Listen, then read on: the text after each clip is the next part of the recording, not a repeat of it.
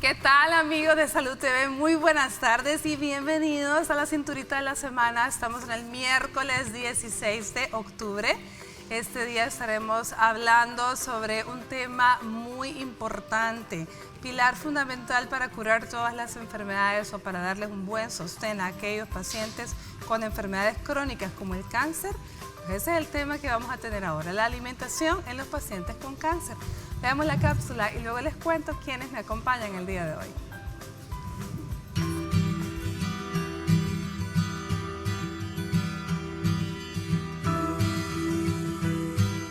El cáncer es una enfermedad cada vez más común entre la sociedad y puede afectar a personas de todas las edades. Su tratamiento es muy diverso en función del tipo que se padece, pudiéndose a veces ser operado y o siendo necesaria la administración de quimioterapias o de radioterapia. La mayoría de las personas acostumbran a perder peso por dos razones. En primer lugar, porque el propio tumor consume mucha energía.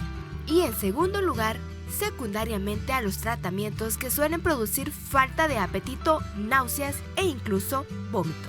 La alimentación en los casos de cáncer debe ser individualizada en función de cada persona, intentando respetar al máximo sus costumbres y preferencias. Siempre se recomendarán suplementos naturales que acompañen las pautas dietéticas, ya que en estos casos los requerimientos de nutrientes se encuentran aumentados y solamente con la alimentación es muy difícil llegar a cubrirlos. Mantener un buen estado físico y nutricional es complicado, pero posible si hay una buena actuación por parte de todos los profesionales implicados. Cuanto mejor alimentada esté la persona, más probabilidades tendrá de superar la enfermedad satisfactoriamente. Para conocer más sobre la alimentación adecuada para los pacientes con cáncer, quédate en sintonía de Salud TV y nuestros especialistas nos darán los mejores consejos.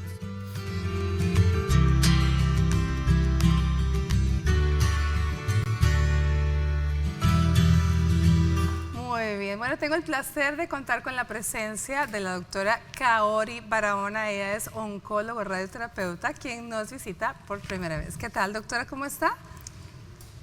Buenos días, estoy muy feliz de estar acá. Gracias por la invitación para hablar de este tema tan importante como lo que es la nutrición en los pacientes con cáncer. Muchísimas gracias, el placer es nuestro, de verdad, y gracias por aceptar la invitación. Ya conocida por todos, también tenemos el gusto de contar con la presencia de la doctora Flor Cuellar, cirujana oncóloga. ¿Cómo estamos, Flor? Pues bien, feliz nuevamente de estar acá, Elisa. Gracias por la invitación y a platicar un poquito, porque en relación de alimentación hay un montón de mitos que vamos a intentar aclarar hoy. Definitivamente. Bueno, siempre se ha dicho que la comida sea tu medicina, ¿verdad? Y no que la medicina sea tu comida. Claro, pero el punto es que todas las enfermedades, como bien decía la cápsula, dependen mucho, su curación, dependen de muchos factores. Pero la alimentación es un pilar que realmente es común en todas las enfermedades, ya no dijéramos en el cáncer, ¿cierto? Sí, la alimentación nos va a servir, va a influir tanto en el paciente que nos va a poder decir si a un paciente le vamos a poder dar tratamiento de inmediato, ¿no? Por ejemplo, un paciente con mal estado nutricional a veces no es candidato a quimioterapia, o hay algunos tipos de cirugía que no podemos realizar porque el paciente sabemos de que la cirugía se va a complicar si está desnutrido.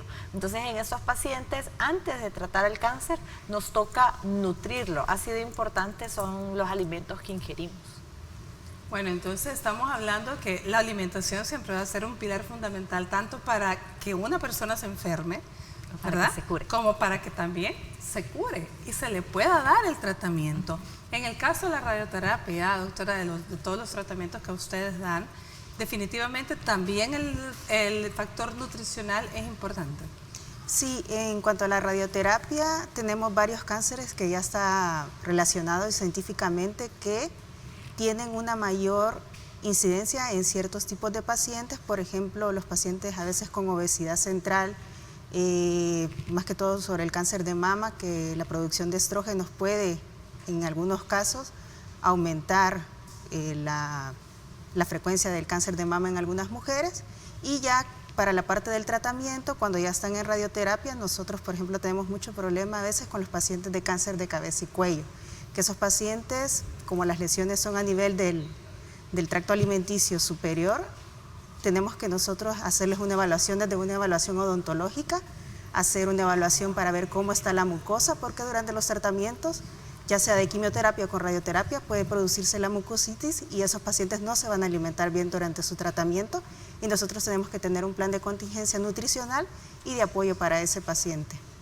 Mire, qué interesante, doctora. Usted acaba de decir algo en lo que creo que todos tenemos que hacer énfasis, y es en el factor de riesgo, lo que implica el mal estado nutricional, tanto desnutrición como una obesidad, en el caso de la obesidad central, como factor de riesgo para diferentes tipos de cáncer de mama.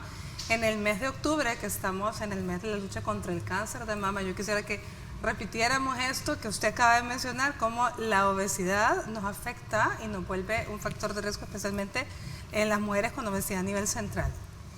Sí, como les explicaba, hay ciertos cánceres de mama que son hormonodependientes, de estrógeno y progesterona. Al haber obesidad central, la producción de estrógenos es mayor y entonces eso es como que el cáncer se alimenta de eso y se produce, puede aumentar la probabilidad de reincidencia aun cuando las pacientes hayan recibido tratamiento. Bueno, y para nadie es desconocido que muchos cánceres están relacionados con obesidad, ¿cierto, Flor? Sí, realmente cáncer de mama es uno de los principales ejemplos. También pueden haber relaciones con cánceres, por ejemplo, colon, está descrito. También hay algunos pocos estudios que lo describen por próstata y todos ellos, pero la evidencia más sólida es para cáncer de mama. También cáncer de ovario y endometrio. Y endometrio, que son todos los que se alimentan de hormonas. Y se ha visto además, ok, si yo tengo una obesidad durante mi juventud, va a aumentar mi riesgo, pero el riesgo que la doctora Barahona nos comentaba es todavía mayor en aquella paciente que ya entró en la menopausia. Entonces, tengo un riesgo aumentado para los tumores que se alimentan de hormonas de la mujer, que habíamos dicho mama, ovario y endometrio, y este riesgo, si yo entro en la menopausia, y usualmente en esa época uno se acomoda y a veces puede aumentar un poquito más de peso, entonces la obesidad luego de la menopausia todavía el riesgo es mayor.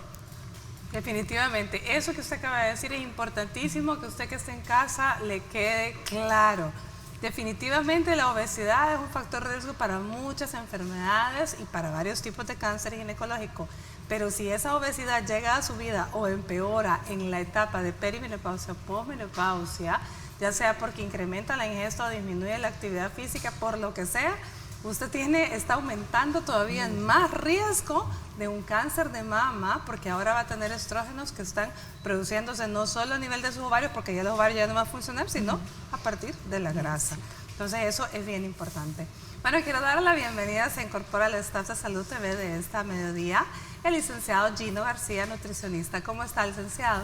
Gracias. Les disculpas del caso, el tráfico de San Salvador está completamente loco, pero aquí estamos en esta tarde para poder hablar un poco sobre lo que es el cáncer y la obesidad, los tipos de alimentación adecuado y cómo poderlos ayudar, ¿verdad? Licenciado, dígame usted un día que no haya realmente tráfico en nuestro país, únicamente cuando no hay nadie en la calle, que eso no sucede. Claro. Y peor en estos días que todavía estamos con algunas zonas en las que aún cae alguna que otra lluvia, ¿verdad? Pero claro, muchísimas gracias por hacer el esfuerzo y estar acá con nosotros.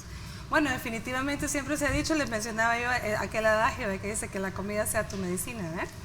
¿Hay algún nutriente en específico que debamos quitar en los pacientes que están alimentados con cáncer? Obviamente es individualizada, claro, ¿verdad? La alimentación va a ser individualizada, pero en términos generales, antes de entrar como que en función de cada tipo y cada persona. En general, si hablamos de la patología de cáncer relacionada con los alimentos, todos los alimentos completamente procesados, ¿verdad? Los altamente conservados, es bien común que la gente le gusta ocupar consomés o sazonados con un ahumado, ¿verdad? Aquel filete, aquella chuleta ahumada, aquel choricito argentino ahumado, sumado con alguna salsita que se tenga por ahí, barbecue, o es bien común, tanto en hombres como en mujeres, que viernes vamos a algún restaurante a boquear o a consumir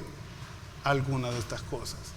En la adolescencia también, o como acabamos de decir, adultos mayores, tanto hombre como mujer, se acostumbra también a preparar este tipo de sopas ya preparadas de X marca, de vasito o de bolsita, por practicidad, ¿verdad? Entonces, la frecuencia de consumo de este tipo de alimento y estos conservantes promueve el ambiente para que estos tumores o estos diferentes tipos de cáncer que pueden haber se promuevan. Aparte de que hay un déficit de consumo de nutrientes naturales, vegetales y frutas, y por lo tanto el consumo de vitaminas se disminuye.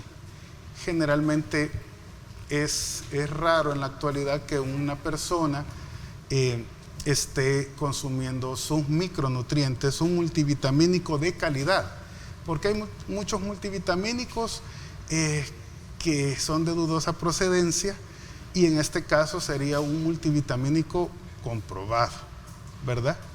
Eso es dentro de los nutrientes, ha sido una forma general que podríamos hablar. Otra situación que a veces se nos va por alto es que por cultura el salvadoreño tiende a, por ejemplo, fríe los plátanos en la noche en el desayuno y con el aceitito del plátano le da sabor a los frijoles para freírlo, pero el problema es que ese aceite ya se quemó, ¿verdad? Ya hay cetonas y esas las estamos reconsumiendo, ¿verdad? Este tipo de sustancias a la larga puede contribuir a que ya durante la presencia de una patología como la que es el cáncer pueda contribuir a nutrir estas células. Muy interesante. Bueno, que en conclusión usted nos ha dicho que tenemos que evitar, ¿verdad? Los preservantes, los colorantes, todo aquello artificial, estos alimentos que ya vienen listos para, ¿verdad? Como en la época de las caricaturas que yo veía, decíamos marca Acme, porque todo estaba listo para hacerse, ¿verdad? Todo estaba listo solo para servir. Todo esto es lo que tenemos que ir evitando, independientemente tengamos o no un cáncer. Pero si hay una patología cancerígena, definitivamente esto todavía va a incrementar el chance de que no se cure, sino que lejos de eso, que se vaya, dijéramos, complicando. Recuerde que usted puede hacer sus preguntas, comentarios, dudas a través de nuestra página de Facebook y a través de nuestro WhatsApp.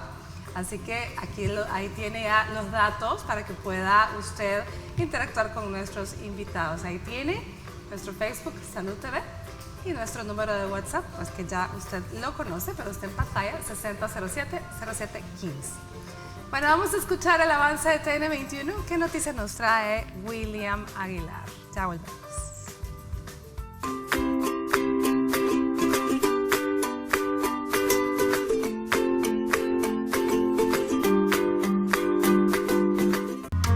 De octubre, súmate al Rosa con Hospital y Laboratorios Centro Ginecológico. Aprovecha nuestros descuentos y precios especiales por el mes de la lucha contra el cáncer de mama. Hospital Centro Ginecológico. Somos parte de tu vida. Estás viendo Salud TV.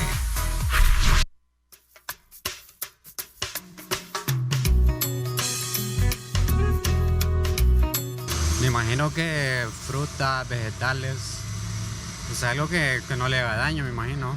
Que coma verduras, vegetales o hojas, hojitas de mora, chipilín y espinaca. Sí, eso sí, los vegetales, comida más balanceada, no de azúcar, ¿verdad? Las cosas que contienen harina también, todo eso no lo tienen que consumir. Bueno, la alimentación es bien fuerte, no es tan fácil. Mucho cosas verdes, verduras. Tratar de comer lo más saludable que se pueda, porque no es tan fácil. Muchos vegetales, mucha fruta, muchos jugos verdes, de ¿qué le puedo decir? De mora, de pepino, de zanahoria, naranja, todas esas cosas así.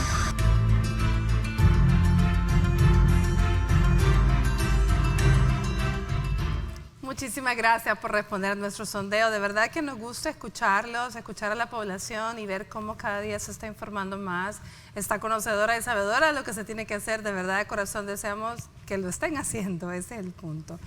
Bueno, antes de comenzar o de continuar con el tema, me gustaría responder una pregunta que tenemos a través de nuestro WhatsApp.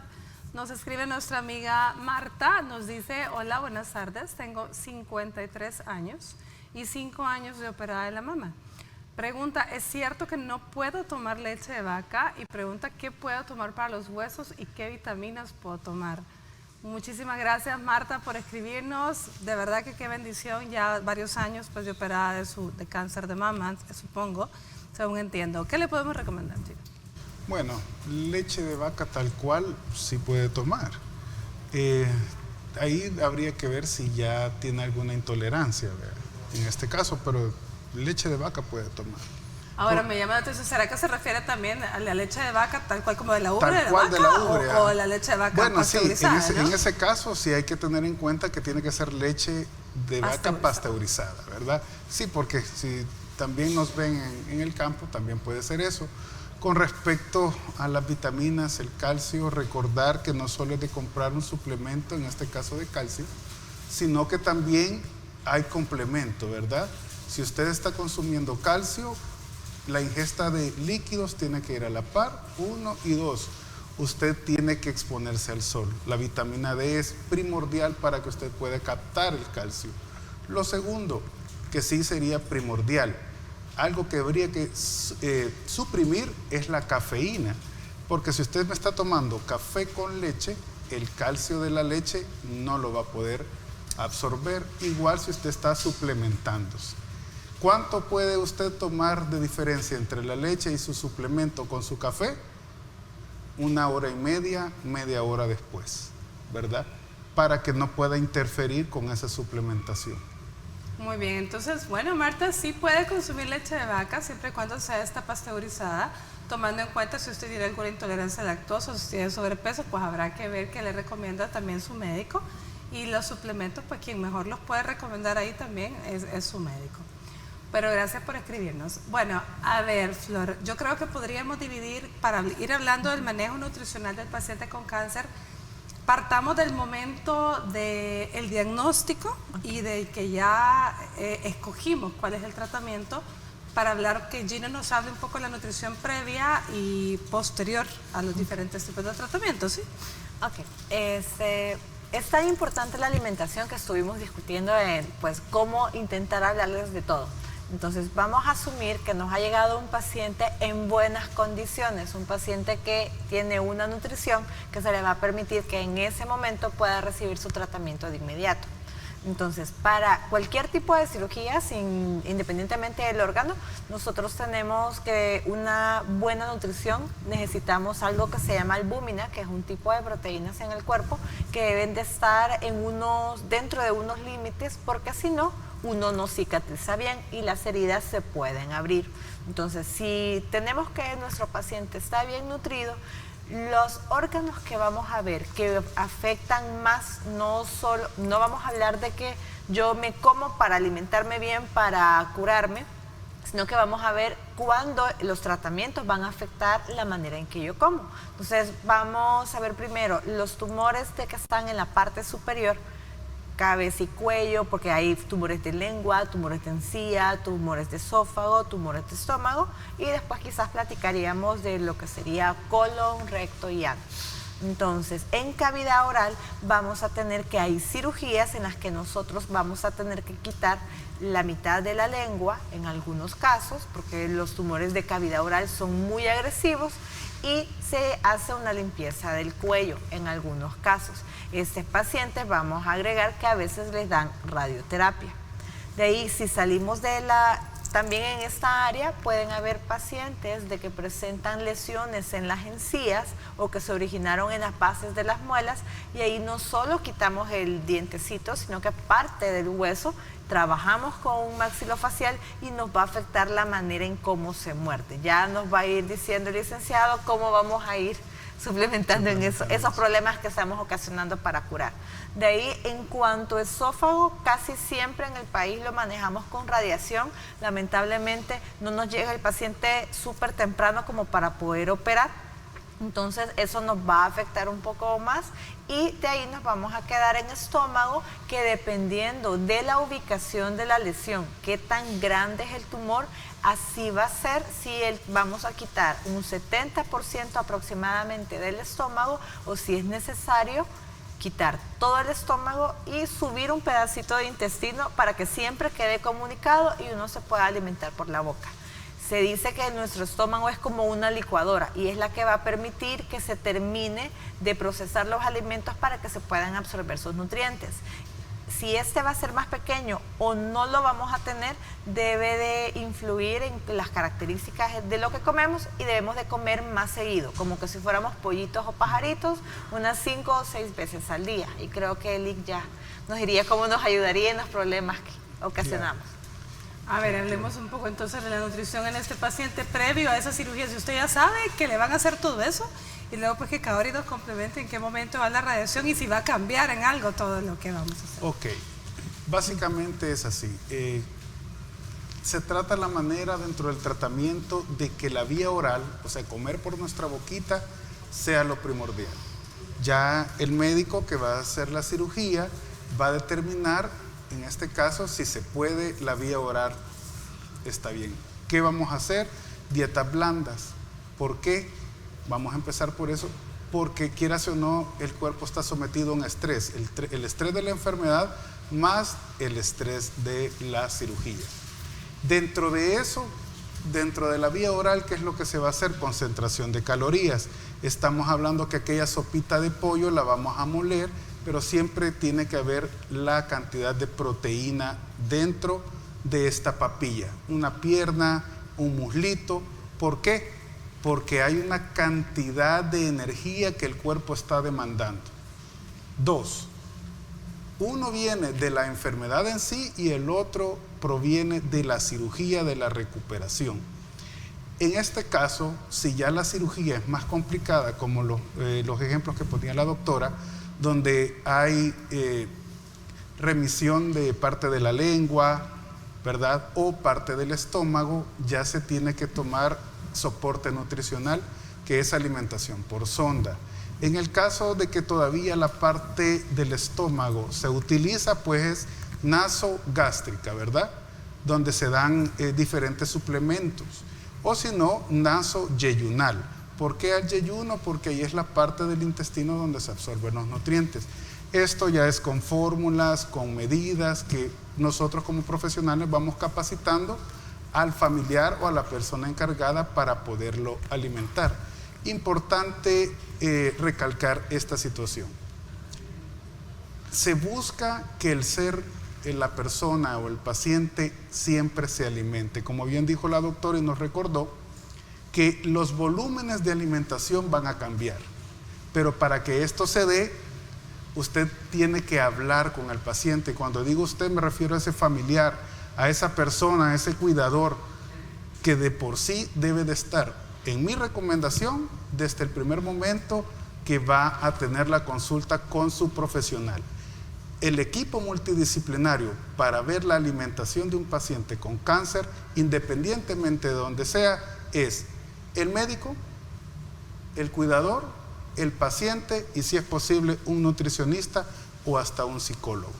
Porque es necesario, porque el paciente va a estar renuente a esos cambios, a cantidades de volumen, a sabor, a preferencias, ¿verdad? Entonces, en resumidas cuentas, así sería la forma de alimentar a un paciente que está pasando por un proceso del cáncer.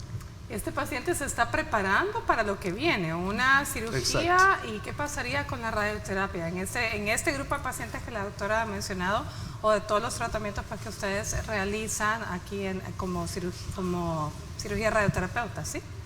Sí, bueno, en cuanto a la parte de radioterapia, nosotros con los pacientes, sobre todo de cabeza y cuello y tracto digestivo, ya sea esófago o estómago, es muy importante el paciente primero no tiene que tener anemia de preferencia, porque hay un efecto radiobiológico de la radioterapia que si el paciente está anémico, la radioterapia no funciona igual.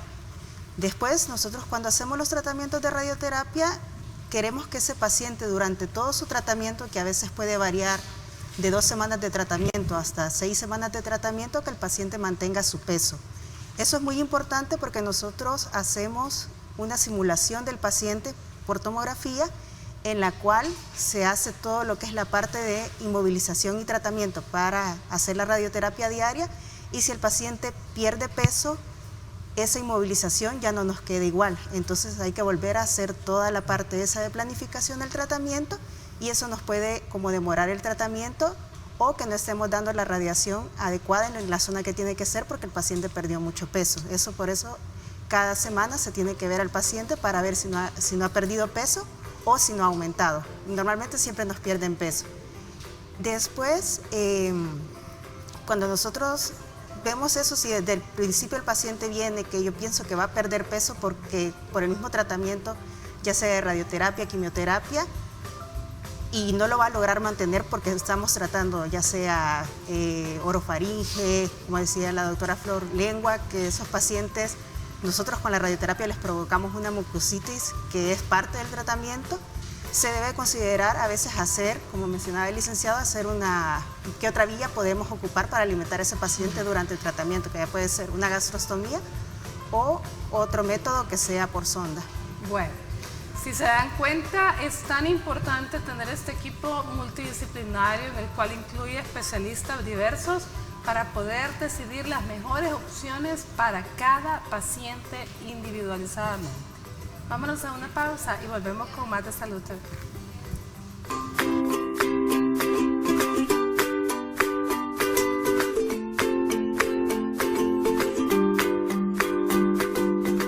Estás viendo Salud TV.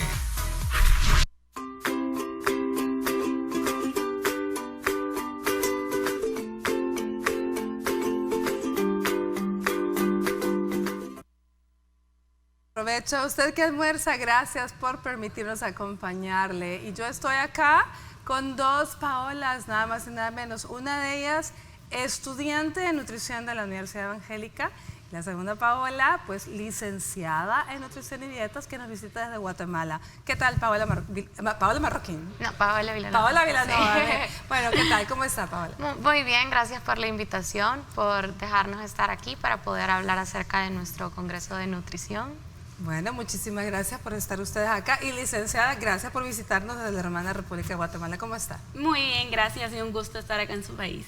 Muy lindo todo. Excelente. A ver, cuéntenos un poquito de este congreso.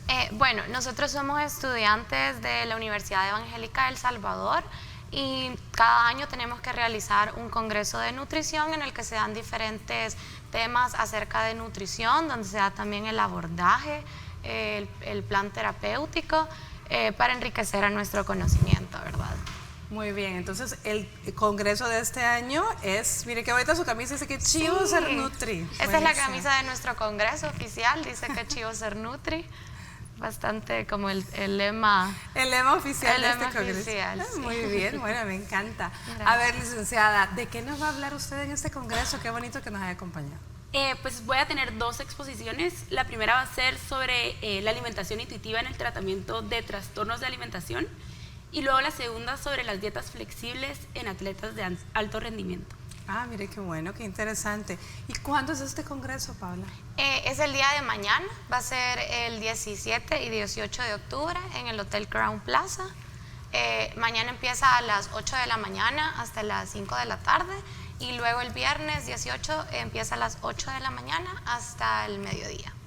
A ver, ¿y quiénes están invitados a este congreso? Bueno, tenemos diferentes doctores que nos van a acompañar. También tenemos al licenciado Iván, que ya lo conocen, claro. El licenciado Iván Quijada.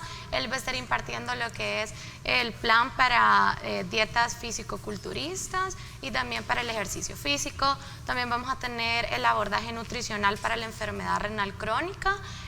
Trastornos por atracón va a ser llevado por Asociación Estima. Y también vamos a tener otros temas por la doctora que se va a ver como las enfermedades inflamatorias de intestino. Sí, por ahí vi un afiche y mencionaba que también iba a tener información interesantísima sobre el abordaje en los trastornos metabólicos, Sí, ¿no? también el síndrome metabólico se va a llevar a cabo por un licenciado en nutrición, así que son varios temas que son bastante importantes para enriquecernos con esta carrera de nutrición. A ver, licenciada Paola, entonces para las dietas flexibles de alto rendimiento, de los atletas de alto rendimiento, Sí, ¿a qué se refiere correcto. con flexibles? Pues cambiar un poco el enfoque de ser tan estrictos en la alimentación y brindarles más educación nutricional a los pacientes, a los atletas específicamente, ¿verdad? Para evitar sobre todo trastornos de alimentación en este grupo, ¿verdad? Que es algo muy común. Definitivamente los físico-culturistas muchas veces no están como muy bien nutridos. Eso es algo importante que siempre nos comentaba el licenciado Iván, que no había tanta información y que a veces no se nutrían bien. Hacían mucho desorden en algunas ocasiones, ¿sí? Sí, claro. Bueno, qué excelente. A ver, ¿a dónde encontramos mayor información del Congreso? Bueno, nos pueden encontrar en nuestra cuenta de Instagram como Congreso Nutrición 2019 y también en Facebook como Congreso Nutrición 2019. La entrada va a tener un costo de $50. Este incluye los coffee break, AM y PM, un almuerzo el día de mañana también. Y el día viernes incluye un coffee break también y en la noche vamos a tener una cena y una fiesta. Todo con menú light, licenciada. Así es. Bueno, muy bien. A ver, haga la invitación. Entonces, recapitulemos para dirigida bueno, a quién. ¿Quién está invitado? ¿A quién le interesa ir? Bueno, creo que puede ser para estudiantes de nutrición, puede ser en externos a nuestra universidad, también para licenciados en nutrición, profesionales de la salud como doctores, para todas las personas que estén interesadas en temas acerca de nutrición. Por lo tanto, es abierto a toda la población que Abierto a desee ir, incluso Así pacientes que quieran conocer un poco más de nutrición, ¿sí? Sí, ¿estará así a es, nivel también. como para que podamos entender? Sí, claro, puede ser también para otras personas que estén interesadas. Bueno, muchísimas gracias, licenciada, Gracias ¿verdad? a ti. Un éxito tenerla por acá. Gracias, que todo salga Gracias. súper bien en su jornada y saludos a todos los ponentes que tenemos el gusto de conocer ya acá, como Iván, la doctora Oseguera. Gracias a ustedes, la invitación está hecha y más información en las redes sociales que ya les mencionaron y en la nuestra. Vámonos a una pausa y volvemos con Mate Salud TV.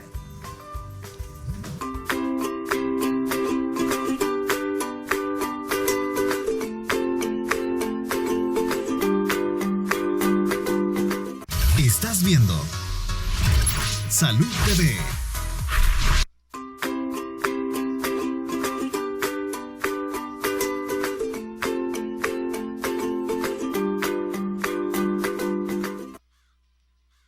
Gracias por continuar con nosotros. Estamos en el mes de octubre, la lucha contra el cáncer de mama. Durante todo el mes tenemos la oportunidad de compartir con ustedes historias testimoniales de pacientes que han tenido la dicha de sobrevivir a este flagelo. Vamos a ver la segunda parte de la historia de la señora Sandra Pineda, sobreviviente de cáncer. La primera pues la vimos hace 2 días, del día lunes. Veamos qué nos comenta ahora.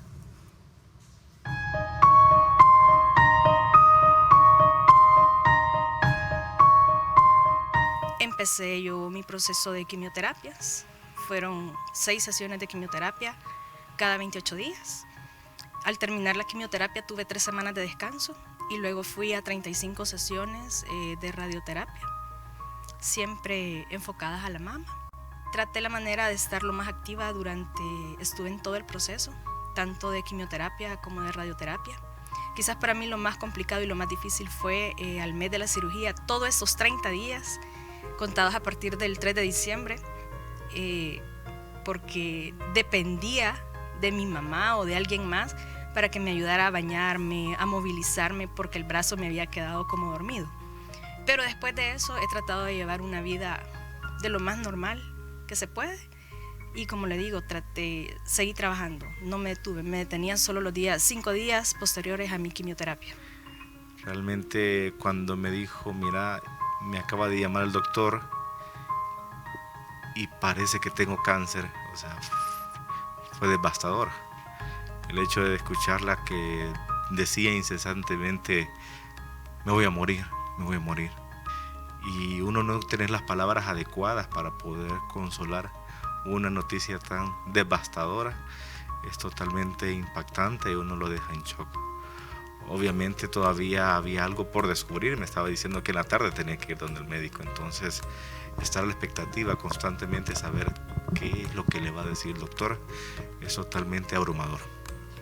realmente se pierde mucho control. O sea, el hecho de que las personas se sientan hasta cierto punto con una baja autoestima y tratar de levantárselo es totalmente complicado, porque ellas lo que menos merecen son lástima. Ellas merecen a alguien que se mantenga, contemple y que les brinde fortaleza y decir, no, esto vamos a salir juntos y vamos a caminar paso a paso y vas a ver que las cosas se van a ir poniendo mejor. Yo, como siempre lo he dicho y lo seguiré diciendo, la mayoría de personas a uno le llama guerreras y nos dicen valientes. Sí, quizás lo somos, pero realmente el que va a la cabeza de este barco es Dios.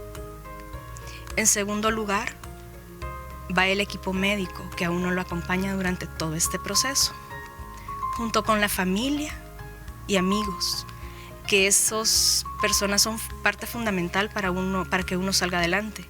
Y en tercer lugar, va uno como paciente. Porque sin Dios, sin los médicos y sin la familia, realmente uno no es nadie.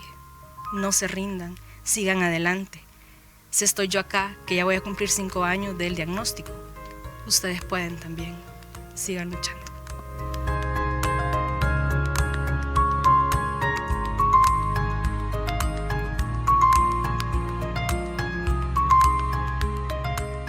Muchísimas gracias a esa valiente por contarnos su historia y compartir realmente cómo ha sido su lucha. Fíjense qué bonito lo que dijo, yo creo que no hay nada más real.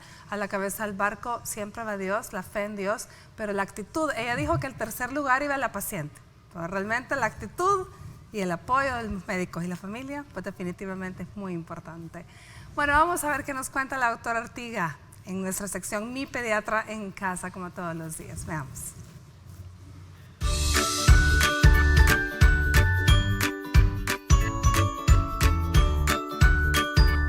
Bienvenidos a una nueva emisión de su sección Mi Pediatra en Casa. Soy la doctora Vanessa Artiga y este día estaremos hablando acerca de las emociones en los niños. Todos los padres queremos un bienestar para nuestros niños. No solamente buscamos una mejoría física, intelectual, sino también un equilibrio emocional. Eso dependerá de la habilidad que tengamos para establecer buenos vínculos, no solamente con la familia, sino también con el entorno, ya sea en el lugar donde el niño se desenvuelve, estando en la escuela o también en el kindergarten. Además de esto, debemos de comprender que nuestros chicos, al igual que nosotros, pasamos todas las etapas, ya sea desde recién nacidos, lactantes, preescolares, escolares y llegamos a la adultez.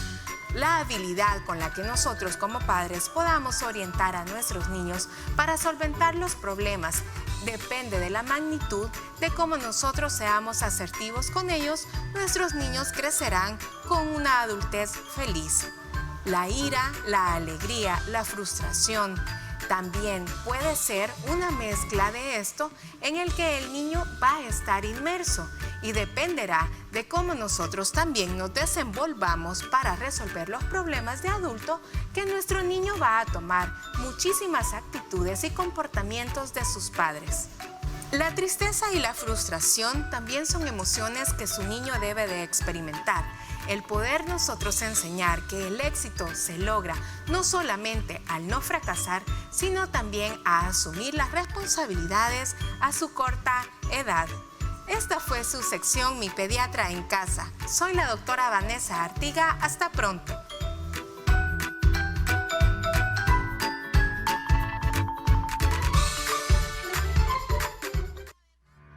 Nacimos siendo oxígeno y ahora tenemos 60 años transformándolo todo.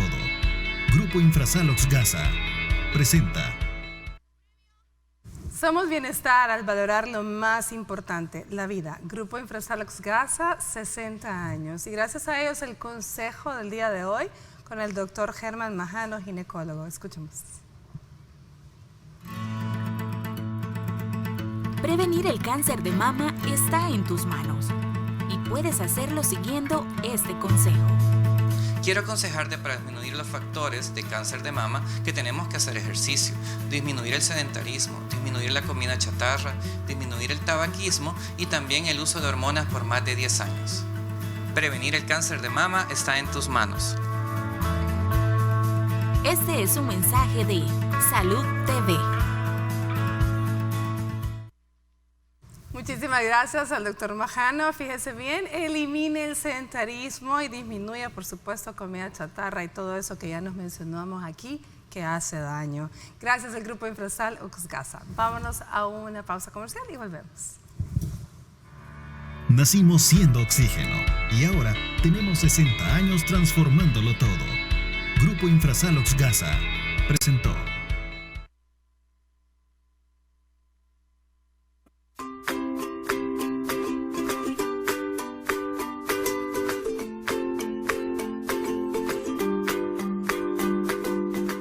Estás viendo Salud TV.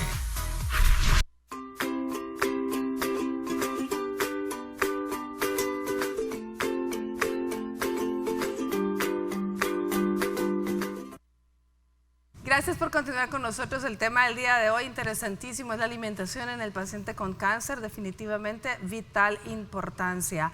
Ya hablamos un poco de lo que sería con cualquier tipo de cáncer del sistema, dijéramos del ombligo para arriba. Ahora hablemos, Florcita, que pasaría de los cánceres del ombligo para abajo, por mencionarlo alguno. Ok. Si hablamos del ombligo para abajo y vamos a darle mayor énfasis a tubo digestivo, porque es donde se nos afecta, vamos a tener la cirugía de intestino delgado. No es muy común, ¿verdad? Es bastante raro encontrar pacientes con intestino delgado que presenten alguna tumoración. Lo más frecuente es en colon. Entonces, siempre que hagamos una cirugía de colon, el paciente va a quedar, pues, en ayuno, por decirlo así, dependiendo de cada caso, entre 3 a 5 días. Normalmente nosotros le decimos 5 días y los que no va a poder comer.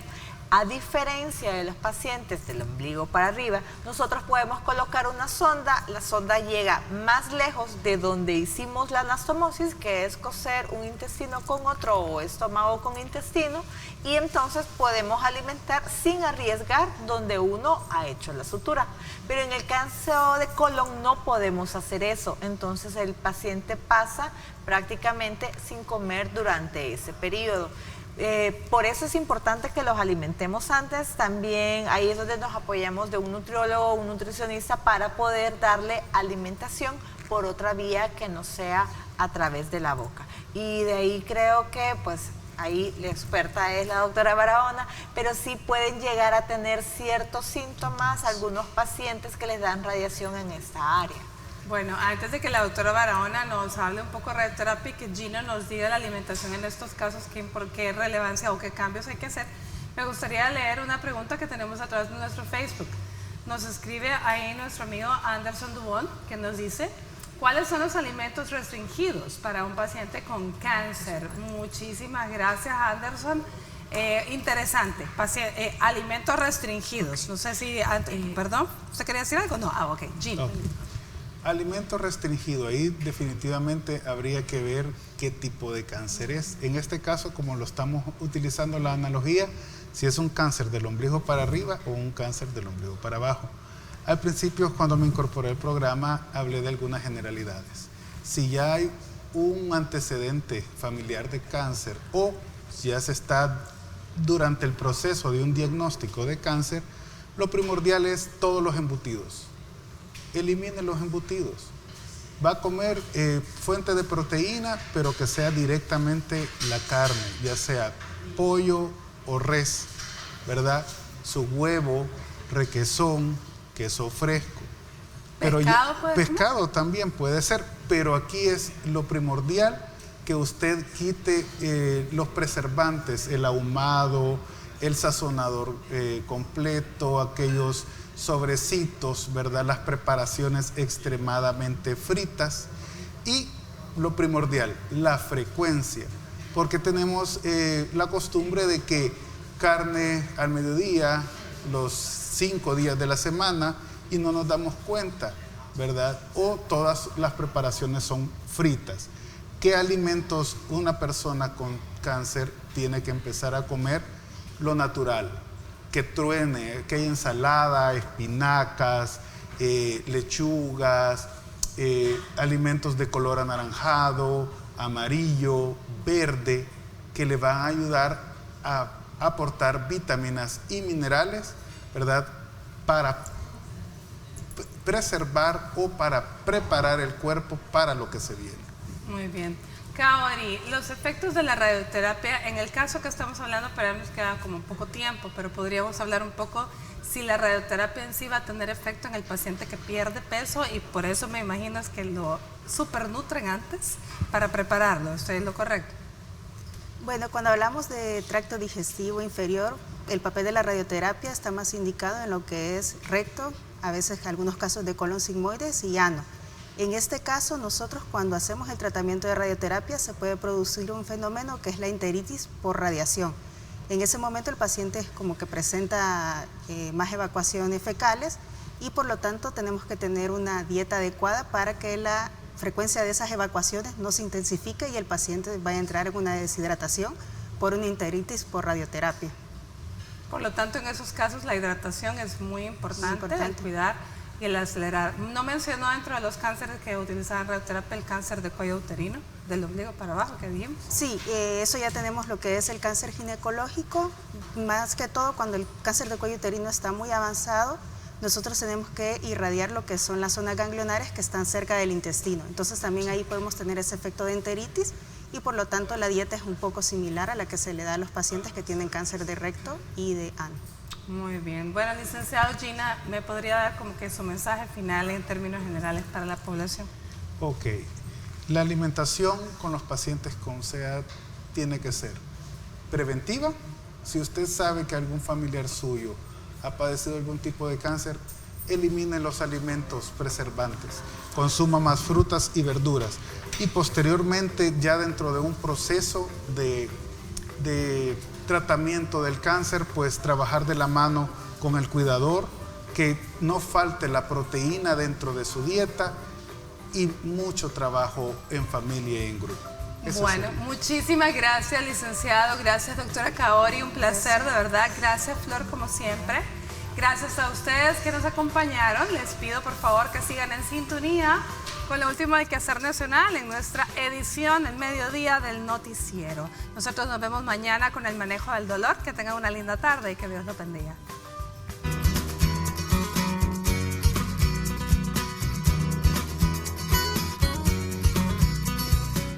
La alimentación en pacientes con cáncer es muy importante, por eso debes seguir los siguientes consejos. En primer lugar, muchas veces los pacientes rechazan el agua por el sabor, entonces puedes darle a que consuma líquidos a través de alimentos y otras bebidas. Por ejemplo, que tome sopas o coma sandía y beba té, leche o sustitutos de la leche.